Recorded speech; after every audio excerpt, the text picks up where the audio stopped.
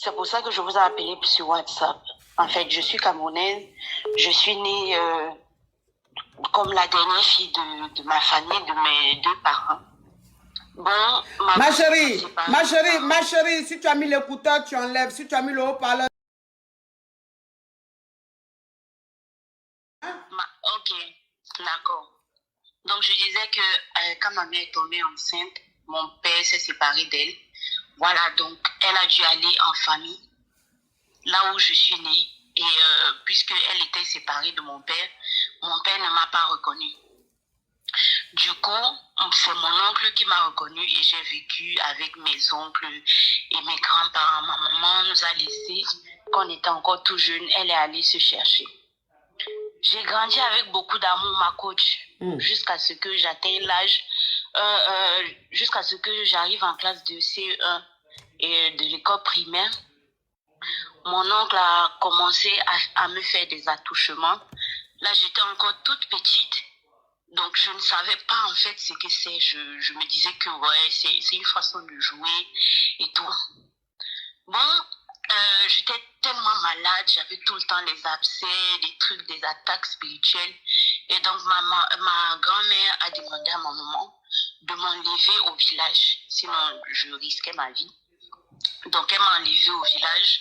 Nous sommes partis en ville. En ville, je ne suis plus revenue au village jusqu'à ce que j'entre au lycée.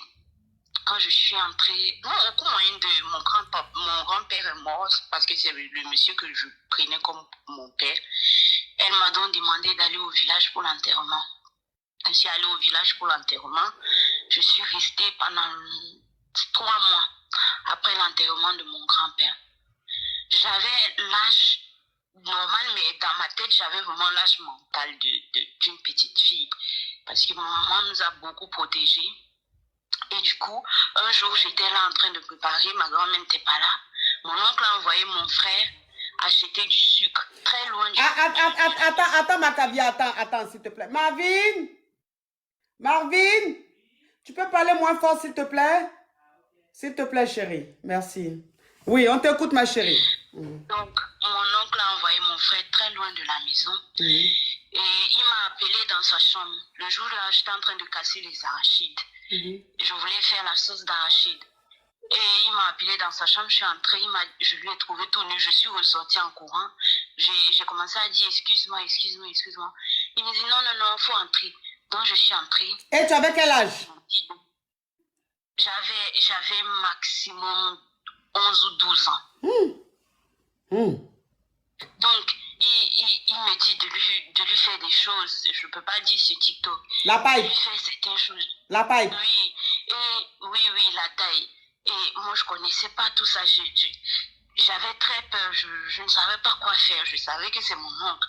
Et la tradition, on l'apprend dès le bas âge. Surtout que j'ai grandi au village. Je connais très bien nos coutumes. Donc, j'ai commencé à avoir peur. Il a commencé à me frapper. Et puis, il m'a forcé à faire des trucs. Et ce jour-là... Attends, ma chérie. Il t'a forcé à faire des trucs, ça veut dire, il t'a forcé à lui faire la pipe ou il t'a gré après? Il t'a gré? Oui, après, oui. Et donc, après ça, je suis allée derrière la maison parce que j'avais comme une envie de pisser. Je suis allée derrière et quand je faisais pipi, c'était que du sang. Et j'avais très peur. J'ai moi-même caché cela et parce que j'avais peur de ma grand-mère, de mon frère et tout. Quand mon frère est rentré dans la chambre pour remettre le sucre, il est revenu me voir, il me dit, j'ai vu ton caleçon dans la chambre de notre oncle. Pourquoi tu jetais tes caleçons là-bas? J'ai commencé à pleurer, j'ai dit à mon frère, non, j'ai oublié ça. Il me dit, si mon oncle voit ça, il va te frapper. J'ai dit, ok, je vais enlever ça là-bas. On est rentré, ma coach. On a fait toutes les vacances là-bas. Quand nous sommes rentrés, quand je suis allée en 6e, ma maman voulait nous envoyer au village. J'ai supplié ma maman, je lui ai dit je ne veux plus aller au village. Elle a commencé à me dire comme je n'aime pas le village parce que la ville et tout. Pourtant, c'est là-bas que j'ai grandi, que je suis ingrate. Je ne pouvais rien lui dire. Donc, premier trimestre, elle nous a envoyé là-bas, ma coach, ce que mon oncle m'a montré. Donc, un jour, il savait que j'ai vraiment peur parce que depuis ce jour-là, j'ai très peur. Je ne peux pas rester seule, je ne peux pas aller dans un endroit seul. J'ai commencé à stresser. Donc, comme il savait que j'avais peur d'être seule dans des endroits, un jour, il dit à ma grand-mère qu'elle m'envoie puiser de l'eau. Ma coach, ma grand-mère m'a envoyé puiser de l'eau. Mon oncle m'a suivi là-bas, à la rivière. Il a dit à ma grand-mère qu'il veut m'accompagner. Là, j'avais peut-être 13 ans, maximum 14. Je suis arrivée à la rivière, là où on puise de l'eau à boire, parce que c'est différent de là où on se lave. Il m'a traversé, il est allé là où on se lave, ma coach. Il me dit que de le suivre là où on se lave. J'ai dit non. Ma grand-mère m'attend, elle dit de faire vite. Ma coach, il est venu me porter comme ça, parce que je ne suis pas très très grande. Il est venu me porter, m'amener à la rivière. C'est un sadomachiste. Les gens qui aiment faire souffrir les gens pour se sentir bien. Ma coach, il m'a noyé comme jamais. Il me graissait en me noyant, en me frappant. Le jour-là, quand j'ai fini de puiser l'eau, je suis rentrée. Lui, il est rentré avant moi pour se plaindre chez ma grand-mère. Pourquoi je ne suis pas encore venue? Il a dit à ma grand-mère, c'est sûr qu'elle est en train de nager et tout parce que j'aimais trop nager. Il dit à ma grand-mère, c'est sûr qu'elle est en train de nager. Elle va revenir ici me trouver. Ma coach, quand je suis arrivée, j'ai trouvé comment il avait déjà coupé les branches de guayavier. Il m'attendait. Et donc ma grand-mère me dit, depuis que je t'ai envoyé puiser l'eau et tout, je dis, je ne peux même pas expliquer parce qu'il me menace de mort. Donc je ne pouvais pas expliquer. Je suis partie déposer de l'eau. Quand je suis revenue, il m'a frappé encore plus, en dehors de ce qu'il m'a frappé à la rivière. Il m'a frappé. Et quelques temps après, je suis allée dans sa chambre. Je lui ai dit, tonton, pardon, arrête de faire ce que tu me fais. Je ne comprends pas ce que je t'ai fait. Pardon. Et donc, les congés sont finis, je suis rentrée. Ma maman a commencé à sentir comment j'étais devenue très impolie. Je suis devenue agressive, impolie, je répondais mal aux gens. Et du coup, elle a appelé mon oncle, le même oncle, pour lui dire que ouais, je commence à devenir très têtue. C'est comme si j'ai déjà des petits copains. Elle ne me comprend plus. Et mon oncle a dit qu'il faut l'envoyer au 2e trimestre en vacances, je vais la dresser. Quand je suis allée en vacances au 2e trimestre au village, mon oncle m'a envoyé dans une brousse. Ma copine, ma coach, elle a pris la machette, il m'a mis à la gorge. Je commençais à peine à pousser des poils. Il me dit, mais tu es déjà une grande fille. Normalement, ça ne devrait plus te faire mal parce que tu as déjà les poils. Ta maman dit que tu as déjà les gars. Pourquoi c'est quand c'est moi que tu dis que c'est ta première fois, pourtant tu me mens. Et donc, ma coach, mon oncle a encore continué à faire tout ça en me frappant parce que c'est quelqu'un qui aime faire souffrir. Pour qu'il se sente bien, il faut qu'il te frappe. Il a fait tout ça, ma coach. On est rentré. Je ne pouvais pas expliquer à quelqu'un. Dieu merci, je n'avais pas encore mes règles, sinon j'allais tomber enceinte de mon oncle. Au 3e trimestre, quand nous sommes repartis, j'étais déjà très très agressive. Quand je partais au village, je me suis dit, je vais tuer mon oncle. S'il essaie de me toucher, je vais le tuer. J'ai voyagé avec un couteau. Pourquoi parle en code, ma chérie? Parle en code, on est sur TikTok. Excusez-moi, ma coach. Oui, ce qu'on coupe le beurre avec, je suis partie avec. Et donc, quand je suis arrivée au village, c'était la dernière fois qu'il m'a fait ce genre de choses. On est parti, c'était en période de pistache. On devait sécher les pistaches. Ma grand-mère m'a dit de sécher le pistache. Elle est sortie. Moi, je devais rester là. Et mon oncle me dit, il faut aller au champ couper du bois. Je lui ai dit, aujourd'hui, tu ne vas pas m'avoir. Je ne vais pas aller au champ parce que je sais que chaque fois que tu veux me faire du mal, tu m'éloignes du village. Il allait couper les branches de guayavie. Il dit que je dois aller au champ. Je suis allée au champ, ma coach.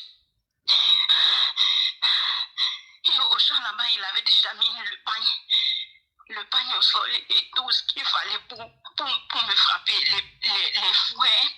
Les fouets, la machette et le pagne avec un rasoir.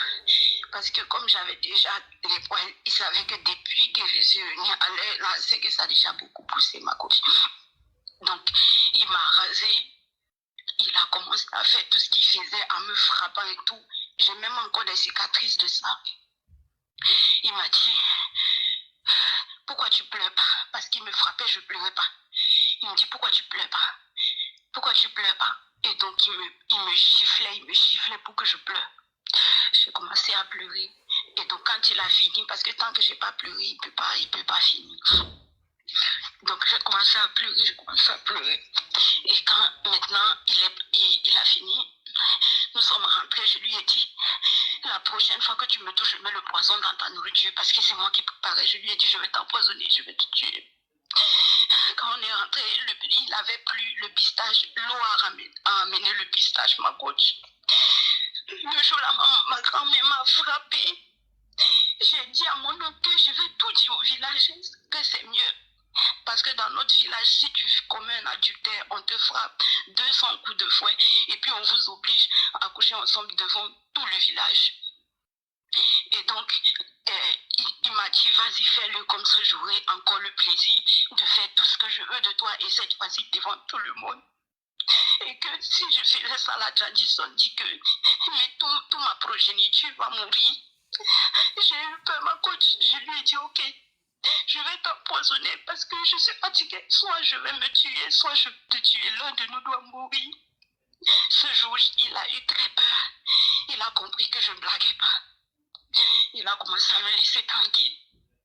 Jusqu'à ce que les vacances sont finies, il ne m'a plus jamais touché ma coach. Sauf que quand je suis rentrée chez ma maman, ma vie a changé, ma coach. Je n'ai plus jamais été la même. J'ai peur de tout. Je me ronge les ongles à cause du stress. Tout ce que je veux dans ma vie, si quelqu'un doit me créer, il doit être violent avec moi. Je vis avec la honte dans le cœur, pourtant je n'y suis pour rien. Ma maman est décédée sans connaître la cause de tout mon stress parce que aujourd'hui, Dieu merci, j'ai un enfant et mon enfant va bien. Je n'ai jamais dit quoi que ce soit à quelqu'un. C'est ma première fois depuis que cela est arrivé que je dis ça à quelqu'un. Non, c'est la deuxième fois parce que j'ai expliqué ça à mon mari. Parce que lorsque ma maman est morte, je suis allée à un mariage. Calme-toi. Je suis allée à un mariage chez un monsieur qui est très âgé par rapport à moi. Je lui ai expliqué l'histoire. Et c'était pas la bonne personne à expliquer, ma coach. Il utilisait cette histoire pour me faire du mal. Lui aussi, il était très agressif avec moi. Même le jour que ma maman est décédée, il m'a obligé à coucher avec lui. Si je refuse, il me frappe, il me déchire tous les vêtements. Aujourd'hui, tu as quel âge, ma chérie? Ma coach, aujourd'hui, j'ai 29 ans. Aujourd'hui, tu as 29 ans. Aujourd'hui, tu as 29 ans. Tu es mariée ou tu es en couple ou quelle est ta situation?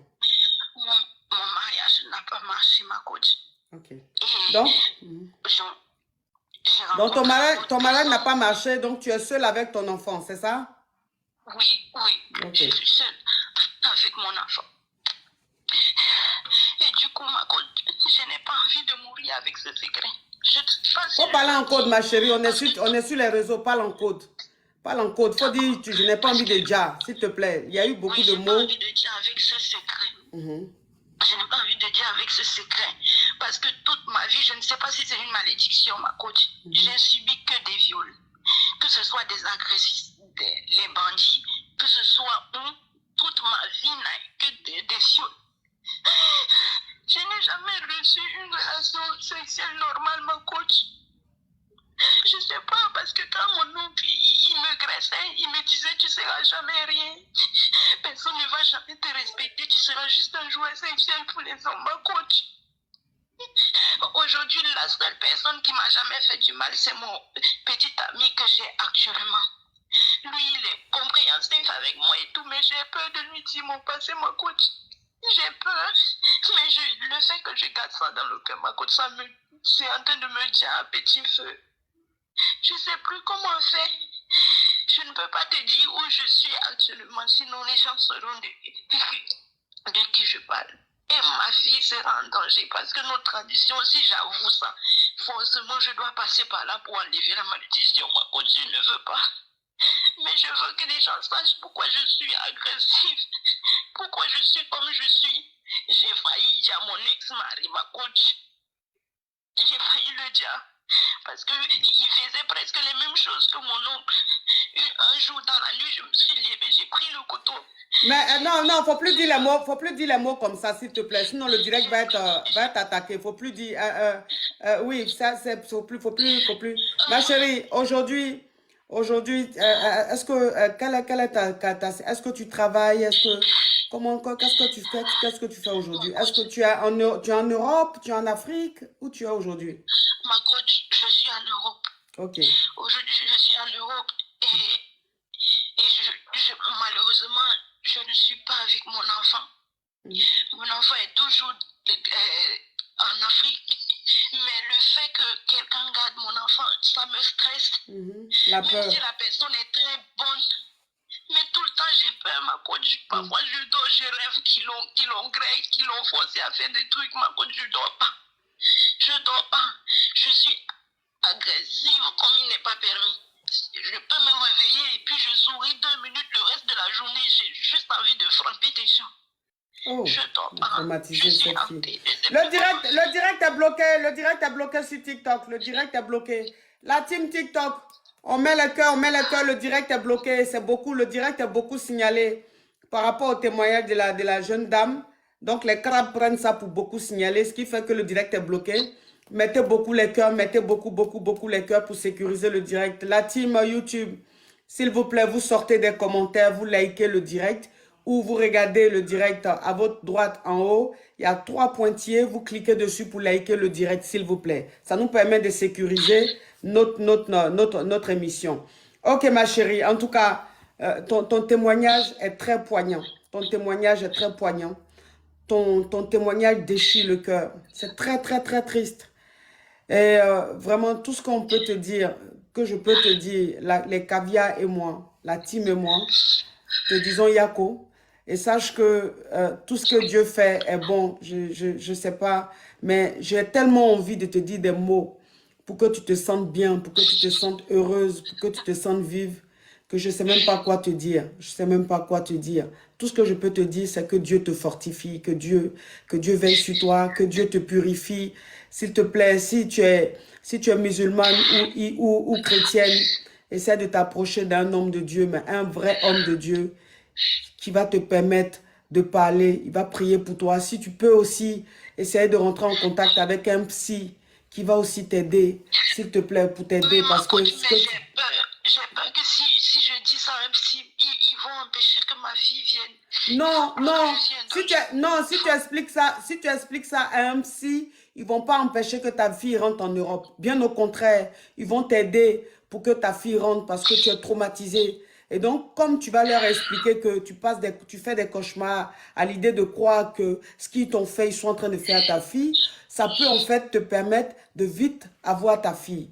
Donc, si tu expliques à un psy, ils ne vont pas t'empêcher de voir ton enfant. Non, les Whiteys ne sont pas comme ça. Bien au contraire, ils vont tout faire pour te sécuriser, pour te mettre dans un confort, pour que ta fille et toi vous retrouvez. S'il te plaît, explique ça à un psy. Essaie de consulter un psy. C'est très, très important pour toi. Et puis, on est de tout cœur avec toi. Je suis de tout cœur avec toi. Tu m'as déchiré le cœur. Que Dieu te garde, que Dieu te bénisse. Les caviars te disent Yako. Les caviars t'amènent beaucoup d'ondes positives, beaucoup d'amour. Courage à toi, ma chérie. Vraiment, que Dieu veille sur toi. Que Dieu veille sur toi. Courage à toi, ma chérie. Merci beaucoup, ma coach. Ma coach, vous pensez que je dois le dire à mon petit ami ou non, ton petit ami ne lui dit pas. Ton petit ami ne lui dit pas. Mais il faut que tu sois suivi par un psy. Il faut que tu sois suivi par un vrai homme de Dieu, s'il te plaît. Ton petit ami, pour le moment, ne lui dis pas, s'il te plaît. D'accord? D'accord, Bisous, ma chérie. D'accord, ma coach. Merci Courage. beaucoup. Bisous. Merci. Bisous. Ouf. Oh mon Dieu, quelle histoire. Quelle histoire. C'est que j'ai la chair de poule. J'ai la chair de poule partout. J'ai la chair de poule. Non. C'est trop fort. C'est trop fort. C'est trop fort. La team, on met les cœurs pour sécuriser le direct.